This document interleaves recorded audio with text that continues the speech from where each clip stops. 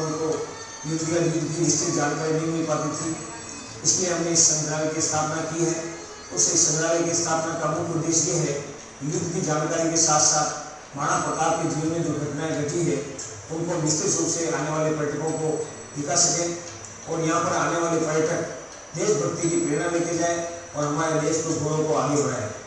और इसी में निश्चित रूप से आपको जानकारी देंगे श्रीमान हरीश बुमानी। धन्यवाद। इस म्यूजियम के संस्थापक श्रीमान मोहन जी शुमाली है।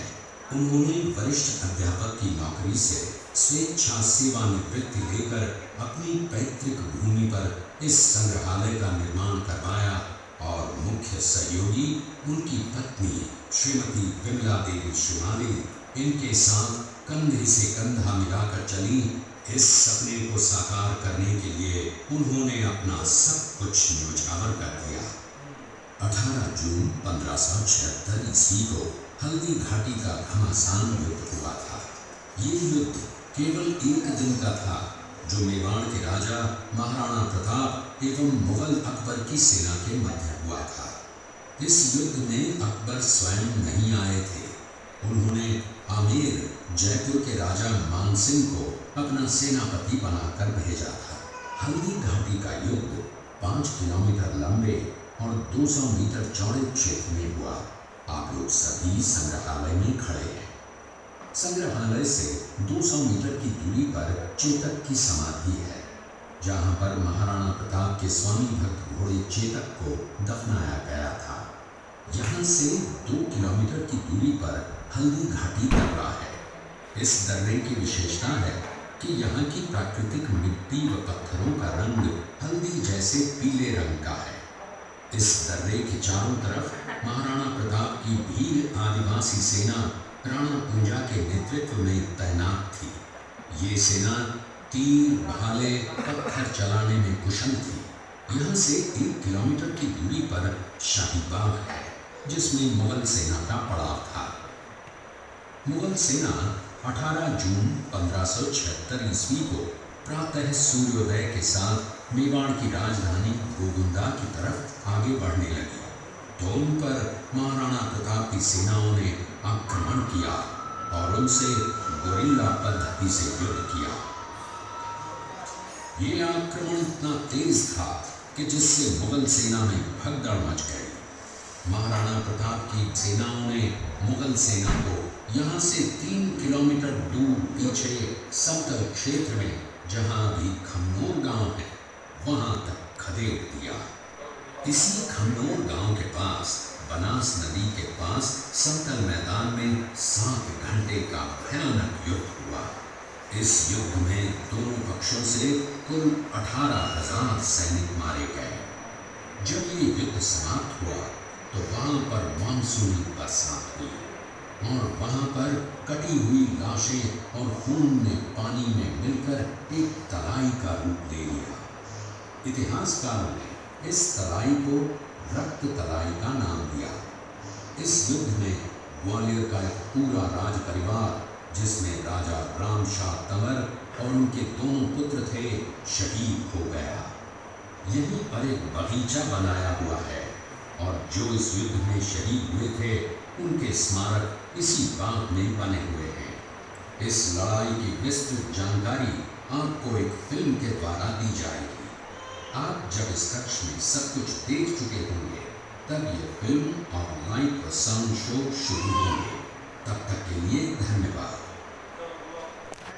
मंत्री भामाशाह ने अपनी सारी सुख सुविधा को छोड़कर अपने राजा को स्वयं का धन 25 लाख रुपए व राजकोष में 20,000 अशर्फियां देश के लिए अर्पित की, जिससे महाराणा प्रताप ने 12 वर्षों तक अपनी सेना को संगठित किया, सैन्य शक्ति को बढ़ाया और मेवाड़ मातृभूमि को आजाद करवाया।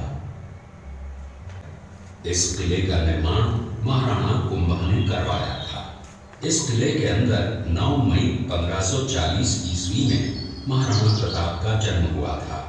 इस किले की ऊंचाई समुद्र तल से 3,568 फीट की है। इस किले की दीवार 36 किलोमीटर तक फैली हुई है।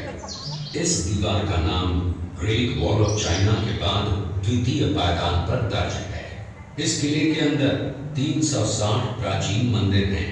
उन मंदिरों में से जग प्रसिद्ध महादेव का मंदिर सबसे प्राचीन है। कुंभलगढ़ किला यहाँ से 65 किलोमीटर की दूरी पर है। कृपया अब आप सब इसी किले के अंदर महाराणा प्रताप का बचपन बीता था। इस किले की तलहटियों में महाराणा प्रताप ने अपने गुरु से शिक्षा प्राप्त की थी। ये किला 12 वर्ग किलोमीटर में फैला हुआ है। इस किले पर जब भी विदेशी आक्रांताओं ने आक्रमण किया है। अब्दुल रहीम खान खाना अजमेर का सूबेदार था।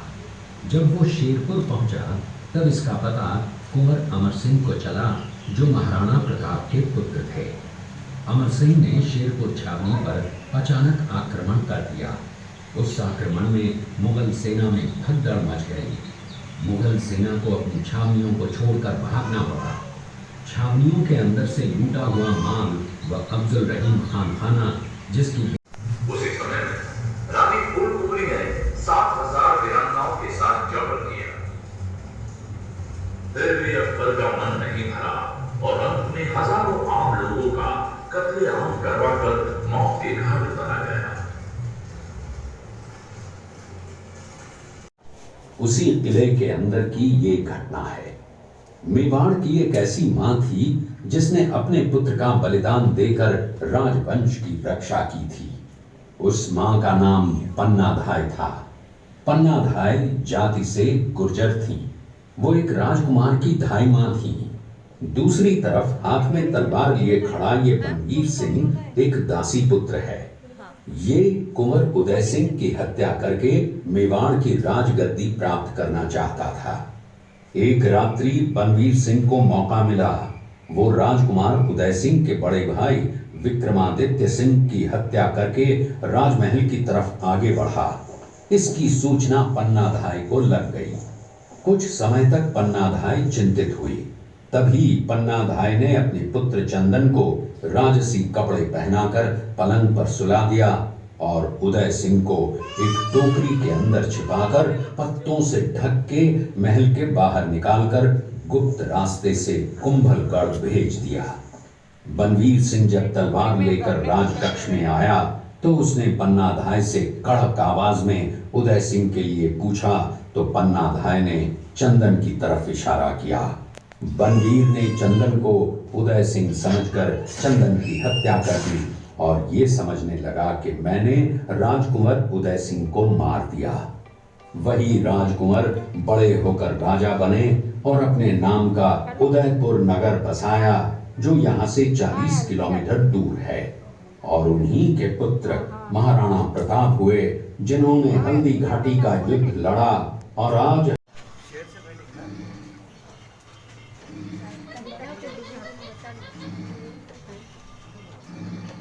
ये घटना महाराणा प्रताप की वीरता को दर्शाती है।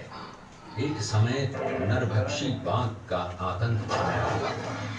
महाराणा प्रताप ने उस बाघ का शिकार कर उस बाघ को मार डाला। ये घटना महाराणा प्रताप की वीरता की प्रतीक है। कृपया अब आप सब पीछे की तरफ देखिए। प्रतिज्ञा का पालन उन्होंने 21 वर्षों तक जंगलों में रहकर किया। इस दृश्य में देखिए महाराणा प्रताप वृक्ष के नीचे बैठकर पत्तों पर खाना खाते हुए। इसी कारण हम आज भी महाराणा प्रताप को श्रद्धा व सम्मान से याद करते हुए देशभक्ति की प्रेरणा प्राप्त करते हैं। ये दृश्य महाराणा प्रताप और सुविख्यात स्वामी भक्त घोड़े चेतक के अंतिम मिलन का है। हल्दी घाटी युद्ध के बाद चेतक घोड़े ने 22 फीट के एक बरसाती नाले को पार किया। ये उसी समय का दृश्य है। पास में खड़े महाराणा प्रताप के छोटे भाई शक्ति सिंह हैं, जो पहले मुगल सेना में थे। बाद में वो महाराणा प्रताप की तरफ आए, माफी मांगी और अपना घोड़ा महाराणा प्रताप को दिया। ये देखते हुए सभी अतिथि आगे की तरफ